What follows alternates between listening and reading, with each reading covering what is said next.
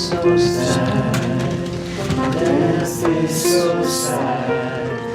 Death is so sad. John, your eyes are open. You have to keep Hey your eyes friends, welcome to Nathan for Us, a Nathan for You rewatch podcast. My name is Kelly.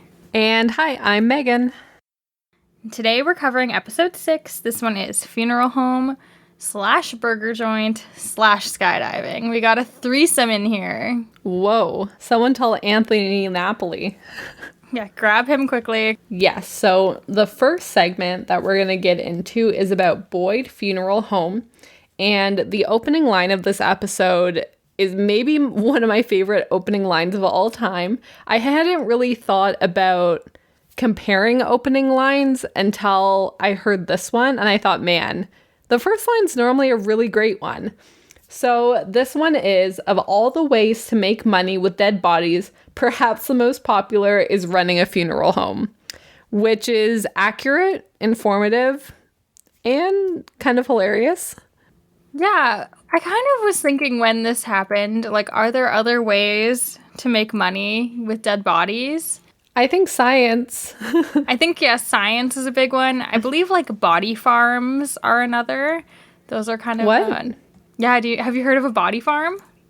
No. Oh my god, they're really cool, actually. So it's They don't sound cool. Let me rephrase. A body farm sounds so horrible. Let me set this up a little. So essentially what a body farm is, it's a research facility where they will study decomposition. So they literally will put dead bodies in the ground and just study them to see how they decompose in different, like, environments, with different, like, fauna. It's very interesting. Ew. That sounds like the worst job. Like, okay, so if the body is underground, how do you study it? Like, do you dig it back up? Are there sensors or cameras? Like, is it in a box? What is happening here? I believe it's both.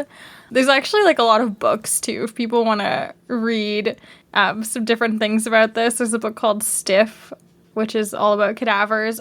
If you're really weird and morbid like me, please let me know. Maybe we can start a book club and read a body farm-related book. I just really hate the word body farm. Or I guess the words body and farm together. Farm body actually sounds like a good thing.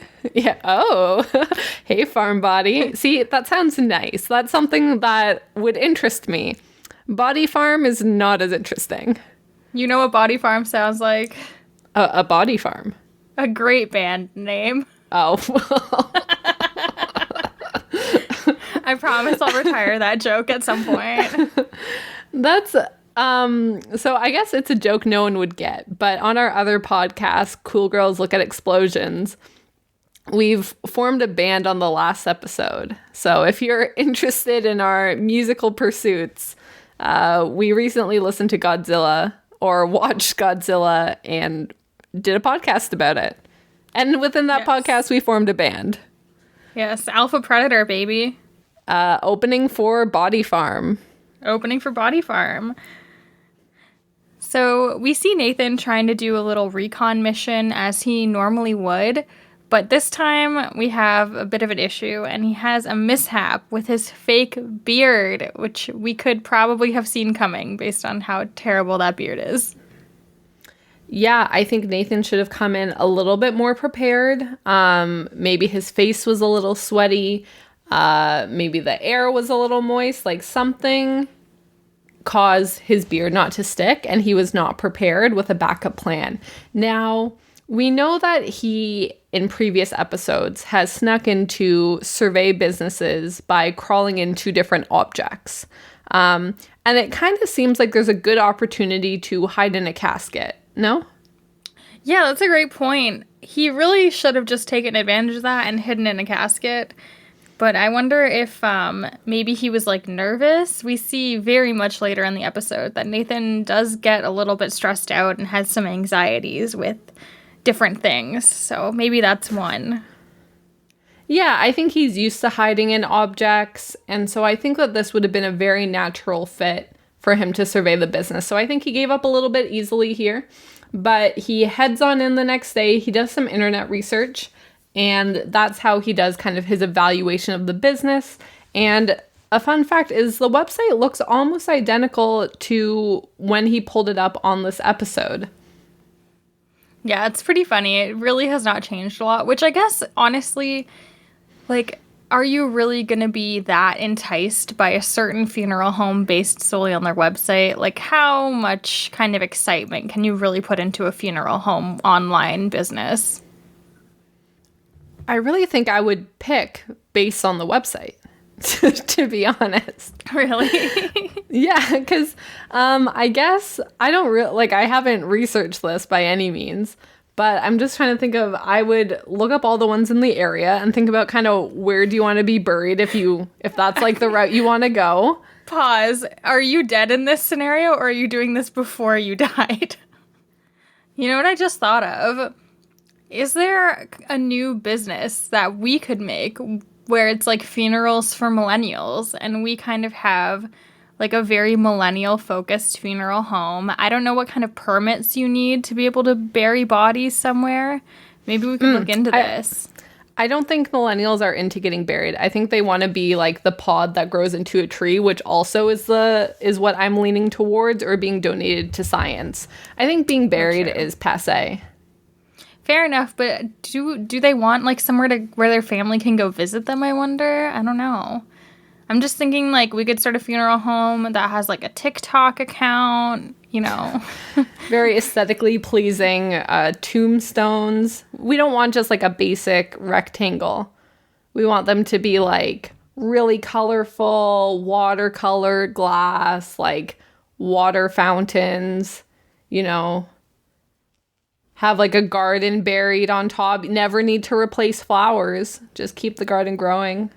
Yeah, you could be buried under some succulents, maybe. And Ooh, I think there'll be food trucks around it.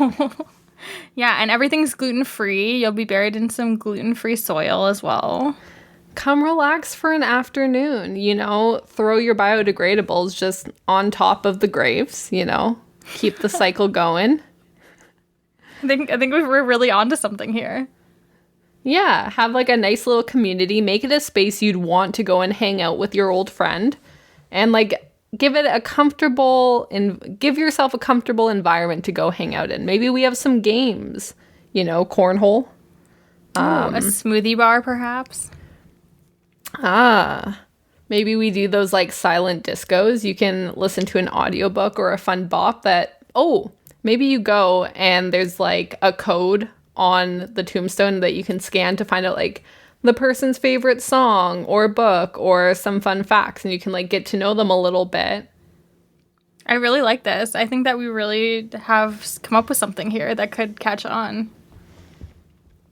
Maybe, but I guess it's also a somber practice. So while we can try to make it as upbeat as possible, we know that Nathan actually brought this up to Candy Boyd, who is running the funeral home and like the nicest human being on earth. But Nathan says, "So your business is death. That must be bittersweet for you. Bitter because people die, and sweet because you're making money."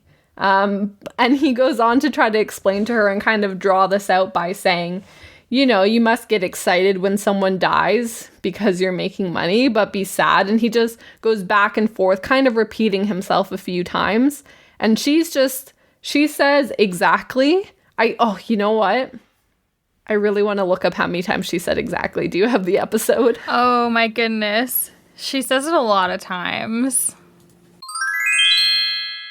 So during this conversation, when Nathan goes back and forth saying, like, you're sad because of death, but you're happy because of money, this whole time, Candy just repeats the words right and exactly over and over and over again. So she says exactly 9 times, and she says right 4 times, because I guess Nathan is exactly right.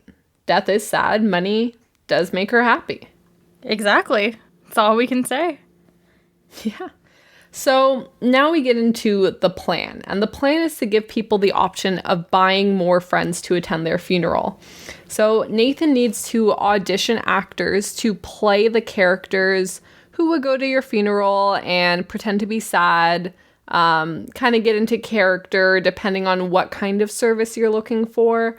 And so we go through an interview process, and they're all jammed in this tiny little room, and there are these printed off photos of actors just taped to the wall. One of them is Tom Cruise. I have the list of all of them if you'd like. So the ones that I was able to spot, there's Tom Hanks, George Clooney, Julia Roberts, Brad Pitt, Gwyneth Paltrow, and our friend TC Tom Cruise. Yeah. So, there's some inspiration in the room. You feel surrounded by greatness and prolific actors. And so the guy won. The first guy that we see, Nathan hands the guy a jean jacket and says that this is a widow who lost her husband. Make her feel better. And he gets the guy to hold the jean jacket and give it a kiss and tell the jacket that if you need anything, please call me. And then we get a big stamp on top that says hired. What did you think of his acting job? I thought that he did a pretty good job. The kiss was a little weird to me, but otherwise, he was very tender and very sweet towards the fake denim shirt, who was the widowed jacket. The old widow jacket. I do have one thought, which is the way that Nathan put those headshots around the room. Should we do something similar in our respective podcast rooms? Should we have pictures of Rob Sesternino up and Karen and Georgia from My Favorite Murder? Yeah, I kind of podcast random places in my home, but I'm hoping at some point to have actually put some chairs in a room and maybe just have one place to go. I'll send you maybe just a big old artistic portrait of some of our favorite podcasters that you can put up. How's that? Oh, absolutely. Of course I'd hang that up. I'll get working on it now because I'm not very artistic. Okay. I'll just put a picture of you on the wall so that it's like we're together when we podcast. Oh, that'd be so sweet. A little sad, but sweet, bittersweet, if you will. Just like how working at a funeral home is. Exactly right. So now we go on to audition number 2, and this time we have a blonde woman. She says she can do a lot of accents. She cannot. She says that the Canadian accent is a lot like a British accent, and she puts on this really weird voice to say Canadian.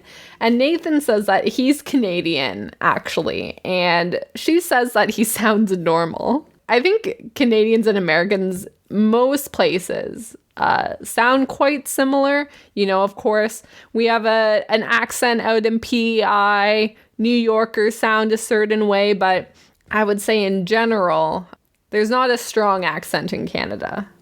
I will say, so for anyone who doesn't know, I work for an American company, and I was told by one of my coworkers that of our team of 12 people, I have the strongest accent of anyone. And we have people who are from the deep south in Georgia who we worked with, and people who are from Boston, but I was told that my accent was stronger than anyone else's. So maybe we just can't hear it anymore.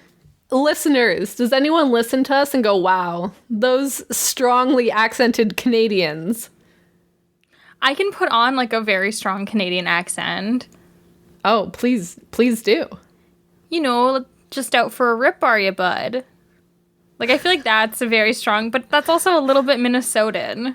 Another Oscar-winning performance. Oh, yeah, no, in case our accents weren't strong enough, we are humble Canadians. That wasn't obvious from our voices. So again, we get that big stamp of hired. So then we get a third woman for audition number 3. Now she has brown hair. She seems a little bit older. Nathan gives her a scenario, and I want to know what you would do. So Kelly, A child is running up and down the aisles during the funeral service. How do you handle this? So I'm not going to lie. I did feel the most connected to this woman of all of them because I feel like she really went for it. And here's the thing. If you're going to be a fake funeral goer, I feel like you need to just really go all in. And she starts fake swearing at these children who are running up and down the aisles. Personally, I think if that were me... She's real swearing. She does real swear. I'd probably be like, hey, kids, like, come on, sit down. So I feel like if you're going to be a fake funeral goer and you're trying to blend in, just be another number in the crowd to make the person seem more beloved, this is a surefire way to really stick out and perhaps pick a fight with someone else. She says, "You're a little shit. Just go back to your seat or I'm going to tell your fucking parents." And I went, whoa, hired. Again, big stamp. Nathan's confident she'll do a great job. But here's the thing, like, sometimes when you're in a situation where you just wish someone would do that. Like, you're on a plane and there's, like, a kid running up and down the aisles. Like, haven't you ever been like, man, I really wish someone would just tell that kid to go back to their seat? Yeah, and the stewardess will. I'm not going to tell, like, the kid that they're a little shit. That's, like, inside thoughts. That's indoor thoughts. That's why I think she's funny. She's like all of us, She's relatable. She is very funny. For the record, I do not hate children. I'm very medium on them. They're like fine. Sure. Kelly White doesn't hate children. Something I have a really hard time with is guessing kids' ages because I just don't interact with them ever. Like, no one in my family has young kids. All my cousins, like, no one has kids yet. We're all, like, adults, but, like, I'm 28, for example. I'm not going to have kids for a bunch of years. And so it's like, I just don't spend time with them. So anytime we're, like, watching a show or a movie or bump into them in real life, I'm just so off on their age. I just have no clue what they're supposed to know at that age, what they're supposed to have the capacity to do. So I feel like I'd be such a poor judge of what they should know they can and cannot do. I'd be like, I don't know if it's fair to discipline this kid because they don't know better. Yeah, I guess maybe for me, just because I worked with kids a lot when I was younger. I used to teach swimming lessons, and I feel like sometimes, like, you just need to discipline them. And hopefully their parents won't get mad at you. But, like, sometimes you just need to tell a kid, like, listen, you need to be quiet right now. And I'm a big proponent of talking to kids like they're adults. Like, I'm not a, like, oh, what's up? Like, that's how I talk to my pets, which is one thing. Yeah. That's not how I talk to children. I talk to children like they're little adults. Granted, like I said, I do not have children, but I do have 3 nieces.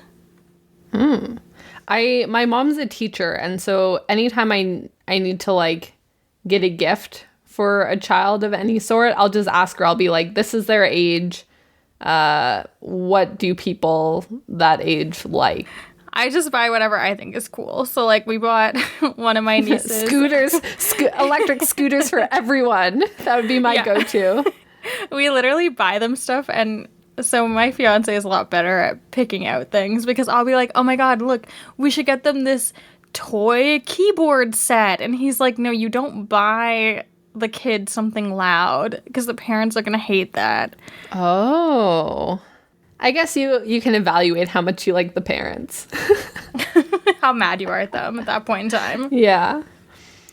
So the 4th audition is a man, and he is putting on a Sean Connery accent. We get maybe a line of it, and then the big hired stamp.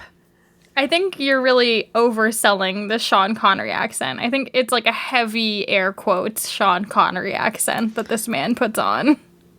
I mean, he does say he's doing a Sean Connery accent, which is, now I know that that's what he was doing. He literally goes, I'm Sean Connery. Like, that's what he sounds like. Yeah. You would have been hired. Flawless. And then we get the 5th audition, who is another man, and he lives in the desert. Love it. Hired. He's probably got great skin.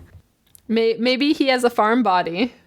He might have a farm body. So with all of these people hired, we can head to the funeral service to show Candy what it would actually be like to hire these actors. And Nathan decides he's going to write a script for the actors to learn overnight and put on a performance for Candy in the morning. We see him working on it a little bit. It's basically saying that everyone is so sad. And the next morning we get our really just an absolutely Oscar-worthy performance from everyone involved. So we are at our friend Sid's funeral, I believe is the person's name, right? Sid Howard Doubletree. Oh, Doubletree, like the Hilton. And so at Sid's wedding, whoa. That would be weird. His wedding with heaven. At Sid's wedding with heaven, we see one of our first actors come in. And so this was the guy who had been very tenderly stroking the denim jacket in the earlier scene. And I think he does a really good job doing his little eulogy. My only criticism is that I think he says that he's so sad one too many times. So the actor's performance, I think, should be separated from the script because Nathan wrote this. And I think if he was told, go act sad and say a eulogy, he probably wouldn't say, I'm so sad, I'm so sad, I'm so sad, I'm so sad. Nathan's like in a corner whispering like, again. Yeah, this is so funny though, because then it just really devolves after that. There's a woman, I believe the woman who said she can do many accents, and she does not have an accent in this particular scene, but she stands up and talks about how she was having an affair with Sid. Nathan really should have requested the Canadian accent from her. That's disappointing. But I think this is probably the part where Candy was like, maybe we don't need these theatrics at the funeral. If we have people claiming to have had affairs with the person who's dead that cannot defend themselves. Yes, and the widow of Sid says, oh my gosh, so every time he was going to 7-Eleven, he was actually cheating on me with her, which, is that a great excuse? You're going to 7-Eleven for when you're going to go have an affair? I mean, I don't know, Sid, but 7-Eleven seems like it'd be too quick of a trip to get all that done. Yeah, going out for a Slurpee, babe. You gotta say like, hey, babe, I'm heading to Costco. You'll be gone for ages. Gotta get those samples. Yeah, I'm going to a bookstore. Maybe you're sitting reading the back covers of many books. Like, what are places that take the longest to get through? Yeah, like I'm going to a theme park. Like something where you're going to be waiting around for a while. I'm really feeling a solo movie for the 4th night in a row. So we follow up this amazing performance with an original song by Nathan. And the lyrics are mainly that death is so sad. Accurate. Accurate depiction of death. Candy gets pretty into it, and she's actually like singing along, which I thought was great. Like she was really all in on this idea, which I appreciate. Yeah, the original Death Happens by Nathan Fielder is a classic funeral song. In fact, maybe that's one of the notes I should have in my funeral. Play Death Happens. So while all of this acting and dramatics are going on, we have Sid, who is one of the actors Nathan had auditioned, and he's supposed to just play a dead body. Now, Nathan goes over and tells him that he's keeping his eyes open and he needs to play dead a little bit better. He's saying, you know, your legs are moving and your eyes are open, and Sid kind of goes to respond and says, oh no, I thought I was being really still. And he goes, oh my goodness, you're talking now too? Like, this isn't what a dead body should do.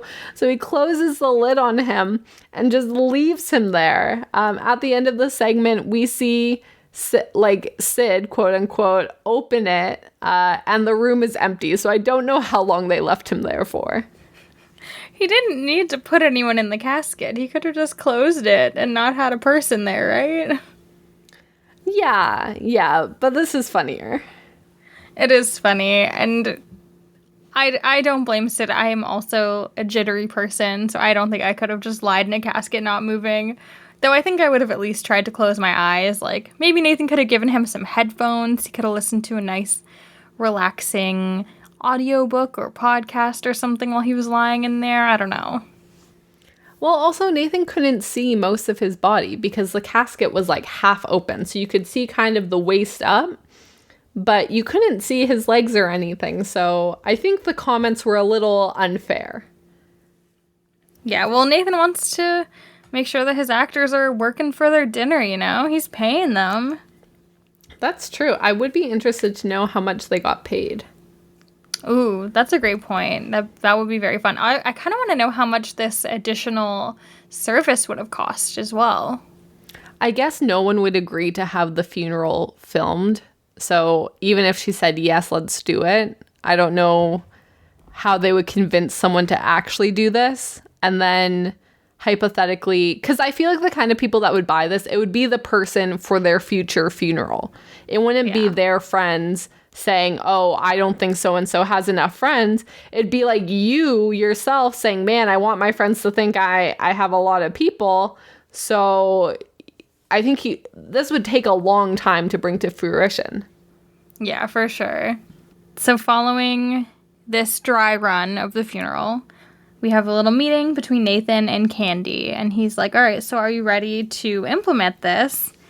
And she responds to him with, well, more yes than no, which is absolutely amazing non-committal. We should all be using this statement in our everyday lives. So Nathan says that normally when he visits a business, they give him a gift at the end of his service, and he asks if Candy has a gift for him.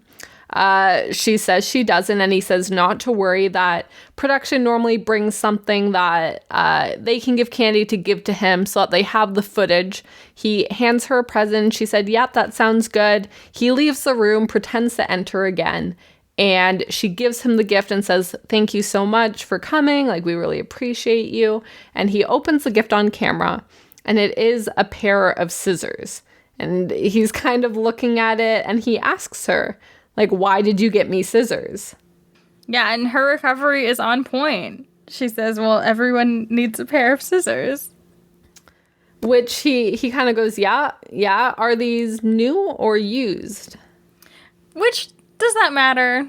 You know, going back to Anthony Napoli having a threesome, does it matter who it's with? Does it matter if they're new scissors? I personally don't think so. I don't know. I feel like I would prefer new scissors. Like, it depends. There's, like, kitchen scissors. Maybe you're cutting, like, fruit and stuff with them. I don't know. Scissors touch a lot of things. That's fair. What if he was left-handed?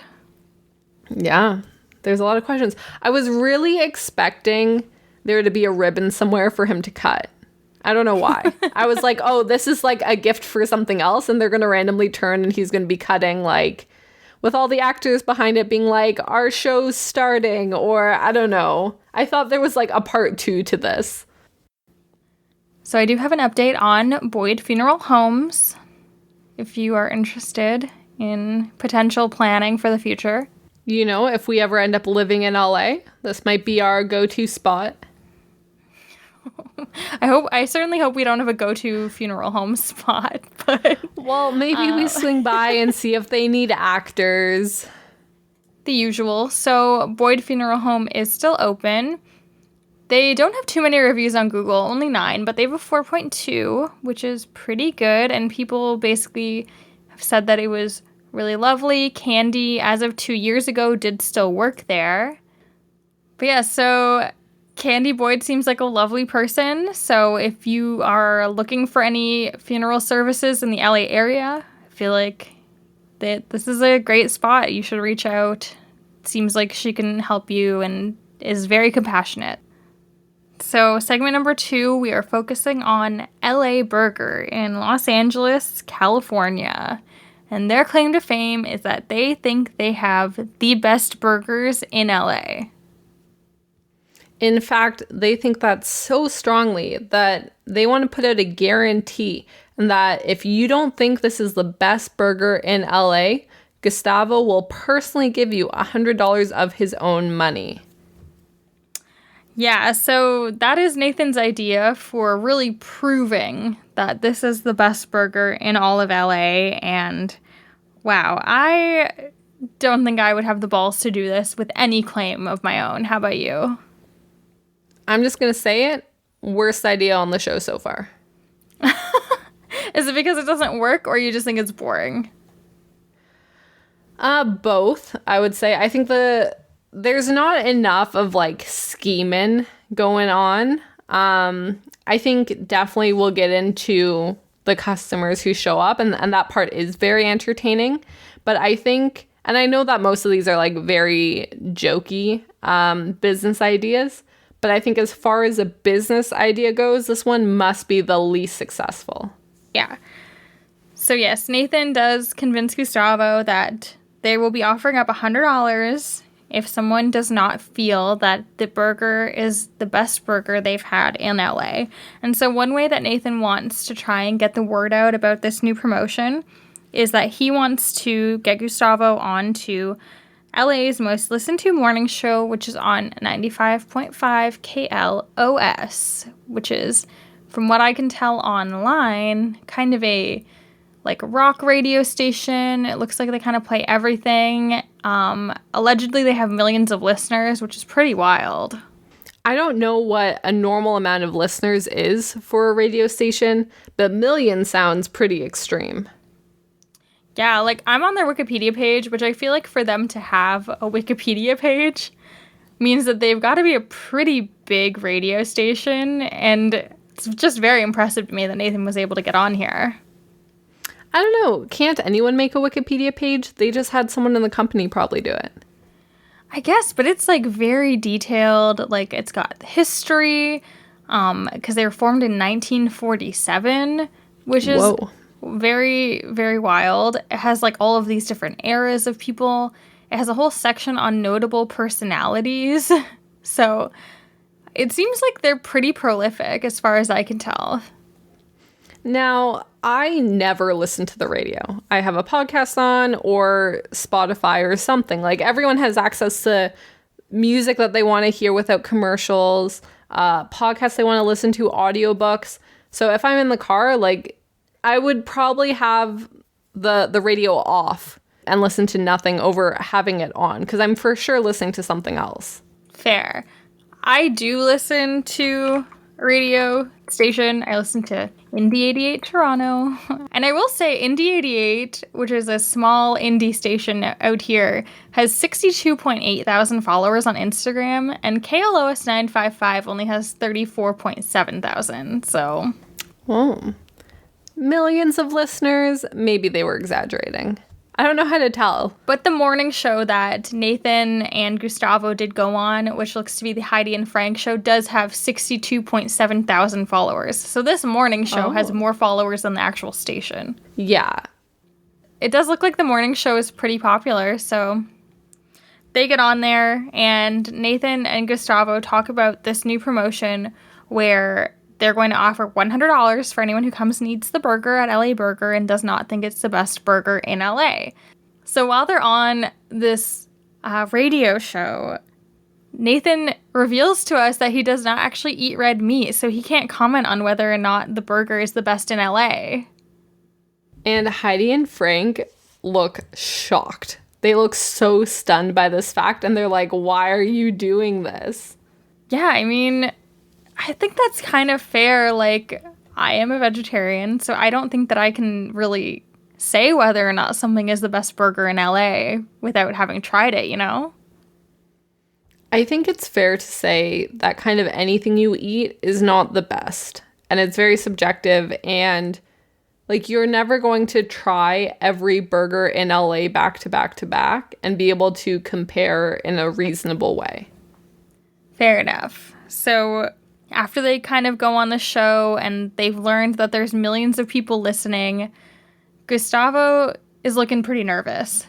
So Nathan pulls him aside and is like, hey, you look like you're kind of freaking out. Like, don't worry, I'll cover the $100. I'll put up my own money for each person who says this is not the best burger in LA. Yeah, which is very generous of Nathan, and I'm glad that he did that. But they even got some callers on the radio show. So during the segment, Heidi and Frank had a few people call in to share with us their opinion on the situation. And the first guy who calls in, he says, I don't think this is a good idea, and I'm going to let you know my background. And Nathan cuts him off and says, like, I don't want to know your background. We're not interested. Next caller. And gets them to jump over this guy. We have another caller who says, this isn't a good idea because people could lie to you. So even if they think it's a great burger or even the best burger, they could just tell you that it's not their favorite. And we go through a few people who are very down on this idea. Yeah, I mean, can't blame them. Like, people will lie to get free stuff. I feel like we've seen this time and time again, you know? And this is like such a great and easy opportunity to get $100. And eat a burger. So that promotion that they discuss on the radio is happening the exact same day. So they leave the radio station, and when they get back to the burger joint, they can already see a crowd of people gathering outside excited for this promotion. Yes, there's a huge line. It's like around the block, and people are very, very excited to get some burgers. And then we kind of do get a little bit of a montage of people who are like, yeah, that was a pretty good burger. And no one's really like raving, but they're like, oh yeah, it was all right. Yeah, and so those are, I guess, the more reasonable people who are like, yeah, I kind of get this was a joke. It was a great burger. Thank you so much. Have a great day. This was funny. And then we get some very, very dramatic people who do not like the burger and are acting it up so much. Like, if you don't think it's the best burger in LA, which is what their offering was, you know, not the best burger, get $100, you could have just walked up to him and said, you know what, this wasn't my favorite. I'll take the $100. But we get two women who are so dramatic about hating it and thinking it's terrible. So Nathan says to one woman who he doesn't believe that a really surefire way to know if someone likes something is to look at their face while they eat it. And she takes the tiniest bite and really dramatically spits it out and goes like, blah, and is just acting it up so much.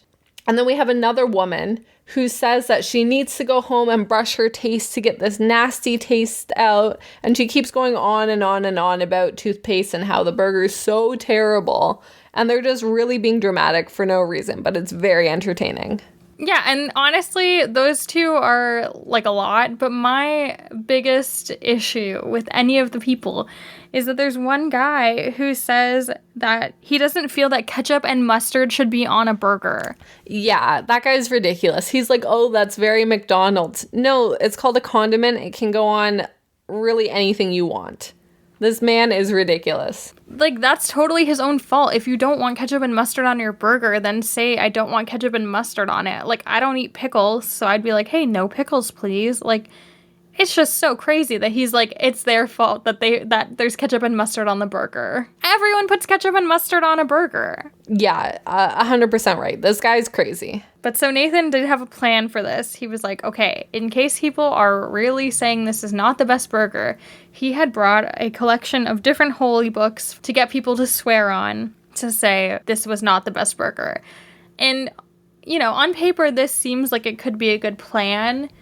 Get people to really put their money where their mouth is.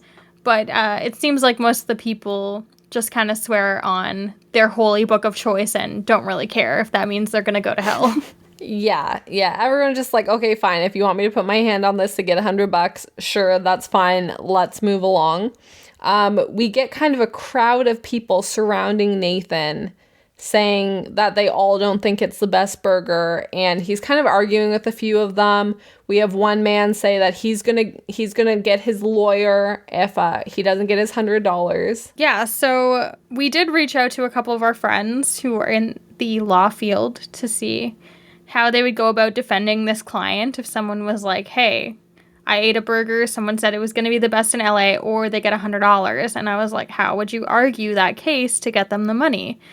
And the answer that we got is that it is very arbitrary. We would need to check the terms and conditions And you would probably have to prove that you bought another burger in LA recently and that it was better, but there could be a lot more to it. Yeah, it sounds like a fairly easy case to win when this claim is like so broad, and they were pretty blunt on the radio saying like, you know, if you don't find this to be the best burger in LA, we'll give you $100. Oh, I think the opposite. Oh. This would be very, very hard to prove. What? It's so easy. Just say, like, this was not my favorite burger. Here's another burger that I think is better. I think this would be impossible to get a lawyer to prove because I don't think that they signed anything either. Oh, okay. Yeah. I don't think suing is, like, a reasonable direction to go. I think it would, one, take forever, and two, yeah, there's no like formal in writing agreement. But I do think it's very easy to prove that this is not the best burger in LA. The approach I would have taken if I had wanted to tell them it wasn't my favorite burger was of one of the characters we meet. He says that, you know, it's a great burger, it's not his favorite burger, and this is right when Nathan had started handing out people in this crowd $100. And he's like, you know, in fact, this is my second burger. And Nathan goes, your second burger, and goes to grab the money back. And I think the point he was making is like, this is a great burger. Like, it's tasty, I like it, but it's not the best burger. And so that's why he felt that although the burger was delicious and he was on his second one, he still deserved the $100, which I kind of agree with. Yeah, and Nathan goes through a couple of people as well who he's, you know, really starting to feel the issue of giving out hundreds of dollars, and we learn later actually thousands of dollars. So he actually tells one couple, you know, I can give you guys your $200, but it means I'm going to have to fire someone immediately. This was so awkward, and it was really funny because, of course, we know it's fake. But it was hilarious. So they're sitting inside the restaurant alone. The couple's sitting down, and Nathan's just having a frank discussion with them where they're kind of saying, you know, wasn't our favorite burger. And Nathan says, you know, that means that we're going to have to fire Raquel. Things have gotten really bad, and, you know, we've really taken a hit today, so I'm going to need to let her go. But it's completely fair. Like, here's your money. It's very understandable.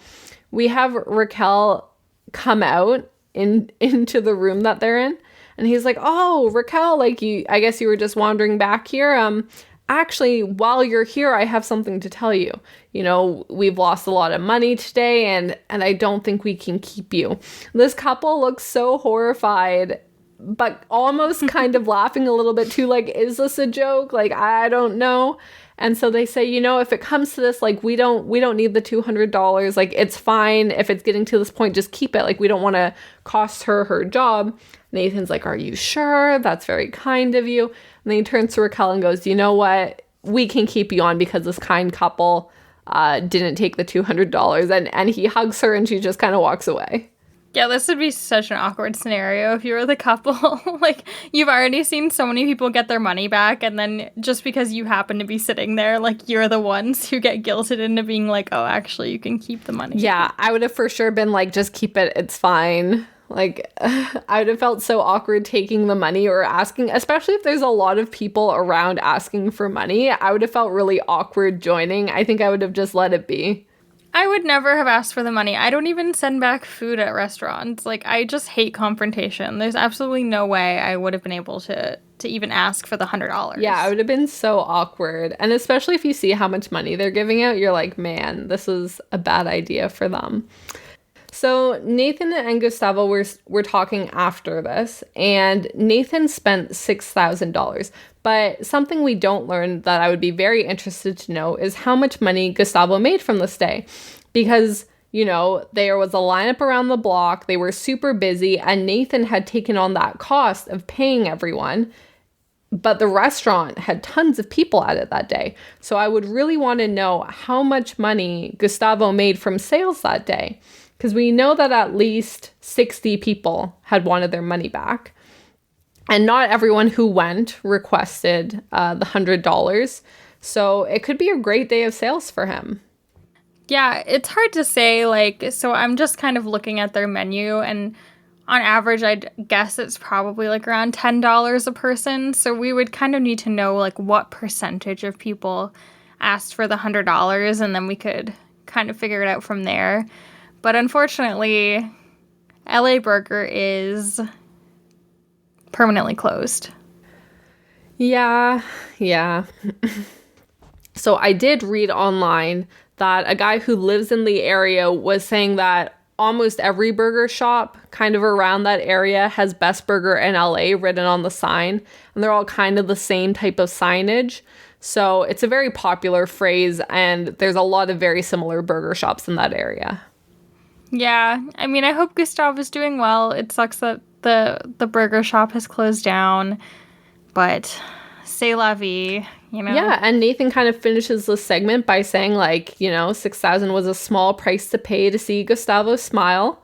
And how much would you pay to see someone smile? Like $15. Certainly not $6,000. Yeah, I think $15 is a very reasonable price. Like, get someone like a little fun treat, or like even just buying someone a coffee for like $3, I think would make them smile. Yeah, I think so. Recently, my cat was very ill, and we just spent $5,000 to send him to the emergency vet, and that was a lot. I guess it would cost my fiance $5,000 to make me smile, is what I'm trying to say. I mean, if it counts for anything, which it doesn't nearly as much, it made me smile too. You can tell Colin, it made me very happy to hear he's doing okay. So our final segment, this is a rare Nathan for You, where we get 3 businesses in one episode. And our last business is all about skydiving. So Nathan kind of opens up saying that before he helps a business, he really wants to experience what the customer does so that he can help make sure that he's really giving them the best options. Yeah, so something I want to talk a little bit about is, you know, the language Nathan has decided should be associated with skydiving. So he says, skydiving is so sweet, and I was stoked to pay him a visit to help his business. And right after that line was said, I was like, you know what, I'm just going to jot down whatever words Nathan says that I would think fit this category of things he wouldn't normally say.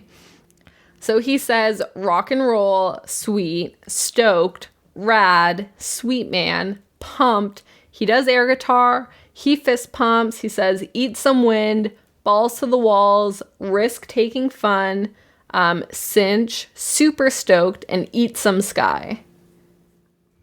And you forgot one of the most important parts, something that he does, not says though.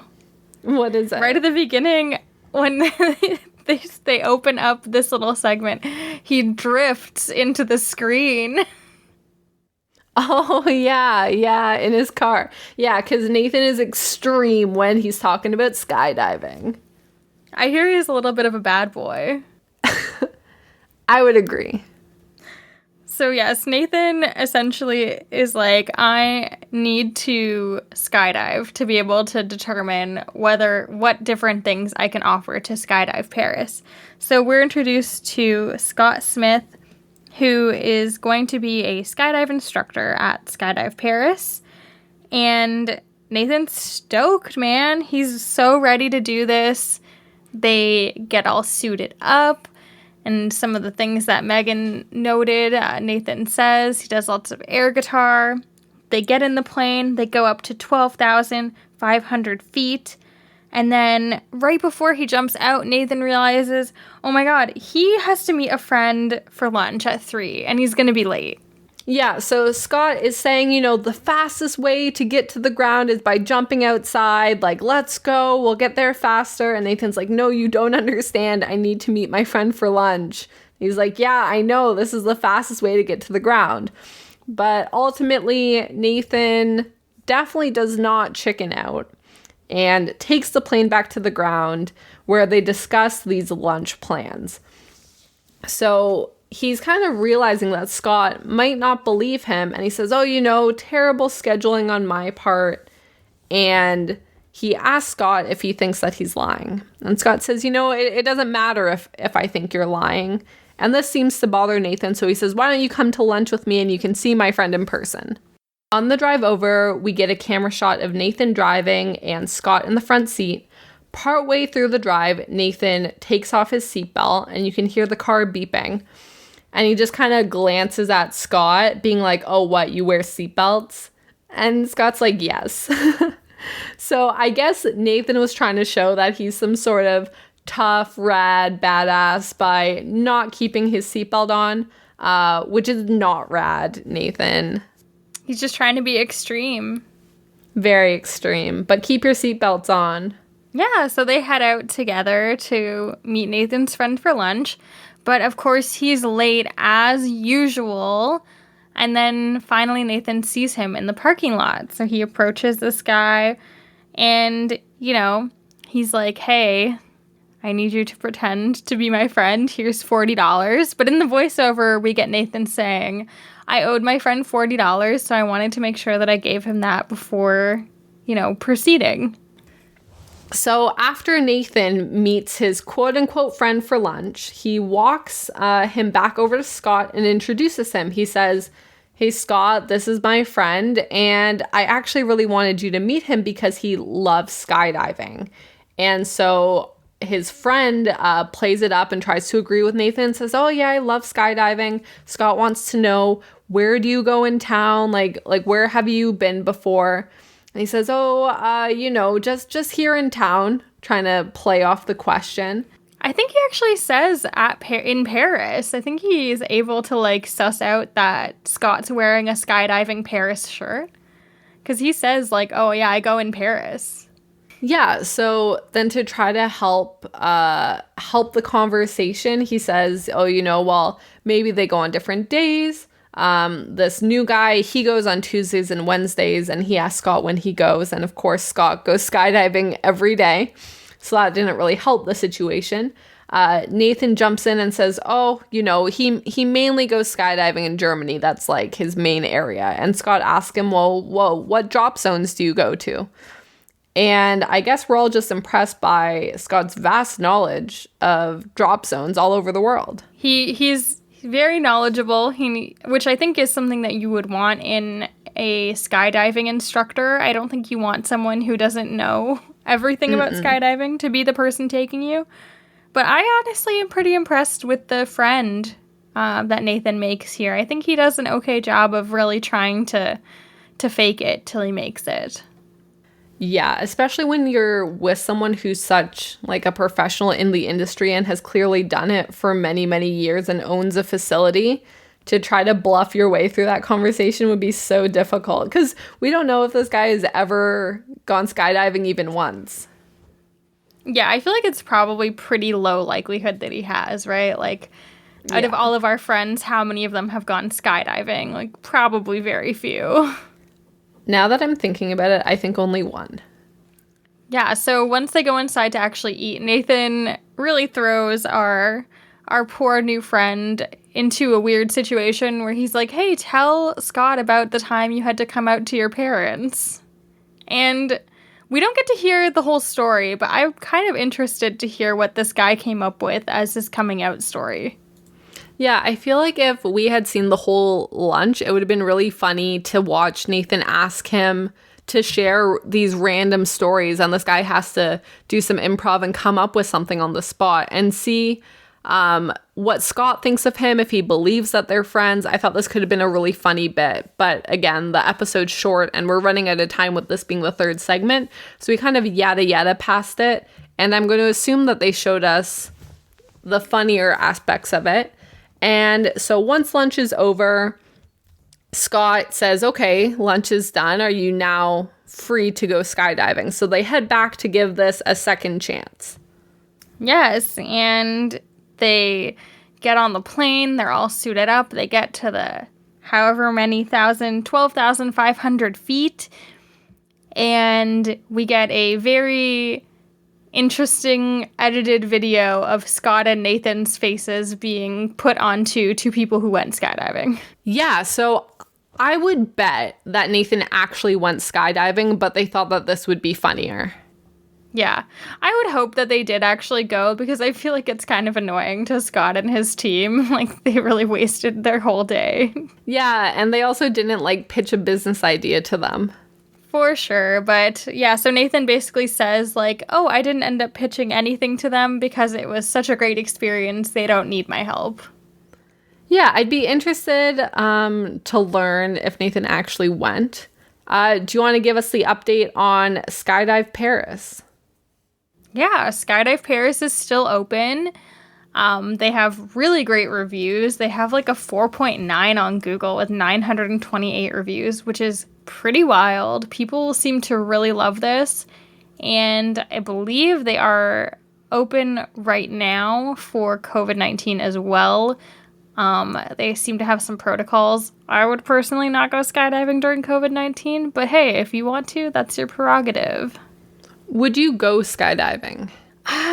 So like I'm pretty afraid of heights, but I maybe would try it once. My main like issue with it is that it's kind of expensive and I just wouldn't want to go and then chicken out and like have spent all this money. How about you?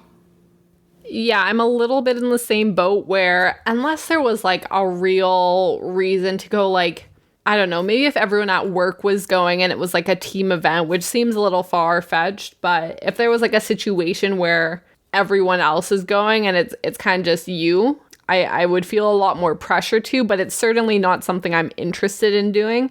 Again, it's very expensive. I don't like the feeling of falling. I would be much more interested in zip lining or something where there's like a gradual decline. Like, to me, that's fun. I don't like dropping. So I do have our friend, the stunt driver who did Nathan's little drift in. I have their IMDb page up. So the stunt performer's name is Tanner Gill, and they seem to be pretty prolific in their career. And actually, I have two specific things that I want to call out because they're in Charlie's Angels 2000 and one of our favorite films, X 2002, starring Vin Diesel. Wow. I love this. Okay, those are both movies that we watched on our other podcast, Cool Girls Look at Explosions. And so this is very exciting. Maybe during COVID, Tanner's available for a little chit chat. Definitely check those out if you are interested in hearing us talk those movies. But yeah, he's been in a lot of other stuff as well. He was in some Pirates of the Caribbean movies. He was in I Now Pronounce You Chuck and Larry. He was in Cloverfield, Rush Hour 3, lots of stuff. So good for him. He's still working today. He is working on the TV show Agents of S.H.I.E.L.D., which I know a lot of people like, so. And I think that kind of wraps up this episode. Yeah. Which was your favorite segment to least favorite segment? I definitely think, Candy Boyd and the funeral home, she's a great person.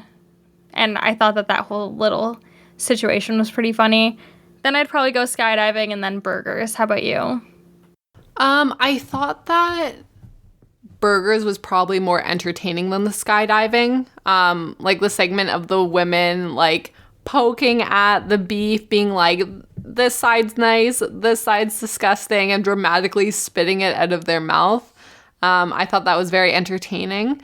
So I would probably have it where the funeral home is first, the burger is second, and skydiving is third.